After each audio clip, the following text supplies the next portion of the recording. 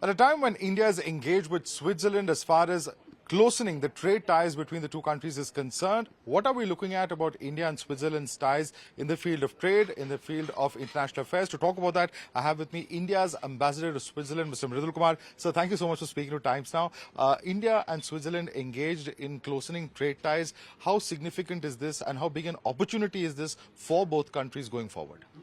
I think if you look at the engagement that we have on all accounts, including especially economic and trade engagement, we are in a very sweet spot. Last year in the month of March, we signed a historic free trade agreement with EFTA countries. And this was led by Switzerland.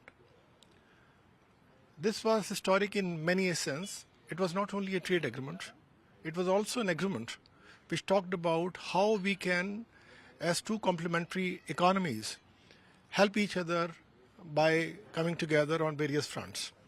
So like for the first time in the history of free trade agreements, our two sides agreed that Switzerland, as a very high-tech economy with a lot of surplus investment possibilities, will put in $100 billion of investment in the next 15 years into Indian economy. And this investment would also bring in the research and development, technology, cutting-edge precision engineering, etc., into our ecosystem. Moreover, they also promised, along with the other EFTA countries, to generate 1 million employment in our country. So if you look at the holistic approach that we have got, it's a wonderful relationship. In fact, it is not investment one way. Switzerland is our 10th largest investment partner with about almost $11 billion of investment, cumulative investment. If you look at the Indian side, we have invested almost $9 billion in this high cost economy.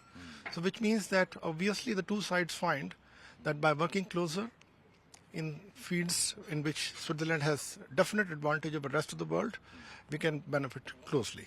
Right. So going forward, which are the areas in which you see the two countries, whether it's technology, pharmacy, what are the areas where you see the two countries working much more closely? If you look at the primary strength of Switzerland, this is in biotech, pharma sectors, of course. Obviously, today we are going to have our Honorable Commerce Minister speaking to on the Industry Day of SwissMem, which is a representative body of over 1,400 medium, small and large Swiss enterprises, which are primarily in mechanical electrical engineering. Now, of course, Switzerland being the leader in the world in research and development, innovation, these companies have brought in certain technologies which can be hugely beneficial to our country. So we are very much looking forward to what Minister Piyush Goyal ji is going to talk about, and I'm very confident that the very big Indian business delegation, and of course the media is also accompanying him, will get huge benefit by connecting with the 1,400 strong businesses that will be present later during this day. Right. So speaking from an Indian perspective, you're a diplomat, you know how things are internationally speaking with all this rhetoric surrounding tariffs, various countries, announcing measures, the EU, US, etc., trying to secure their own interest. At a time like this, how important is it for a country like India to look at expanding trade and, with other countries such as Switzerland, to protect its own interest, to protect its own industry and economy? I think what you're saying is extremely important because the world is getting more and more fragmented. Tariff has become not a very good word right now. And Switzerland is among the few countries in the world which recognized that India is also a very important player in the game. And that is the reason they were the first country in the world, in Europe, to sign this free trade agreement, which not only talks about free trade, but also talks about investment and employment generation.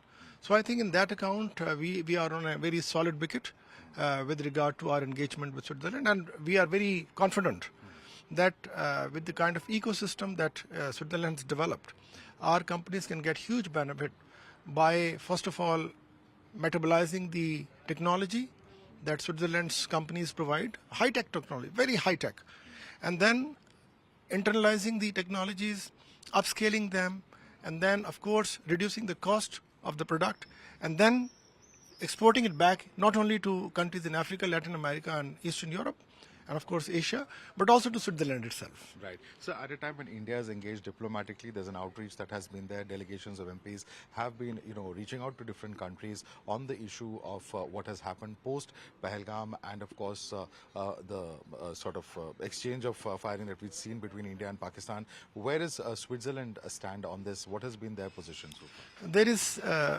unambiguous stand taken by Switzerland with regard to Pahalgam attack. In fact, first of all, their embassy in Delhi issued a statement. Soon thereafter, the foreign minister, Dr. Ignacio Casas, wrote to our foreign minister.